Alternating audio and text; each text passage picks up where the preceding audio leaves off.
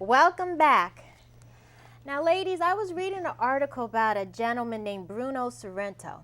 He has a restaurant in Anaheim, and he feeds 150 to 200 kids a night. Wow. And these are kids that have working parents. Their parents work full time, but they don't have the money to have an apartment. So these kids live with their parents in motels, and they don't live with their parents in the nicest motels. You know, these are, and these poor kids, they're by themselves. You know, they get their food at school, but then when they come home, there's no cooking facilities or anything at the motel. And it's a shame that here in California, we have all these people who are working. These parents aren't on welfare. They're not on unemployment. They're actual working people. But their jobs don't allow them enough money to afford an apartment.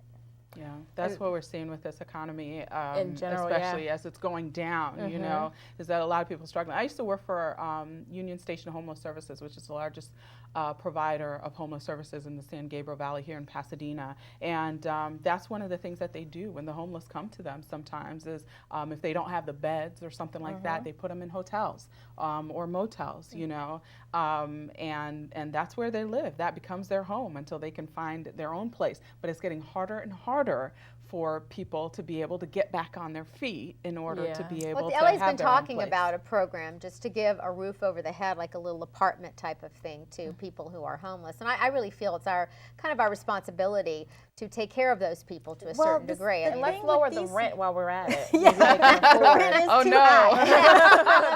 Damn high. It's a Saturday Night Live. But one of the problem, though, with this is these parents aren't eligible for homeless benefits because these parents, they still have a home.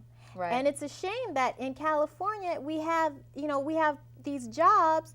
People lose their job that they had before, and they still want to work. They're not these people who, like, they say, oh, we don't want to extend They're the slipping through the unemployment. cracks, and yet they have good people are intentions, lazy. and they're actually working. Like And it's like they're being penalized Yeah, exactly. for working. That's very instead unfair. of just trying to be on the system. Right. Right. But that's because the system is screwed up in the sense that you have to be totally dependent upon them or not at all type of thing. They don't really, it's not really divvied into partials. Sometimes you just need a little bit of assistance, you know, and that goes a long I think way. that also takes us back to what we were kind of talking about in another segment is California needing to be business friendly. Exactly. If California becomes business friendly and makes it easier for people to be able to get higher paying jobs, to be able to provide for their kids, so their Like kids we are need having to be fed for education, free. so these companies will come here Yes. and have us Yeah. work. It's all connected have a better view of together. California.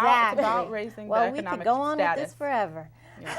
All right, now please come back and see us after the break.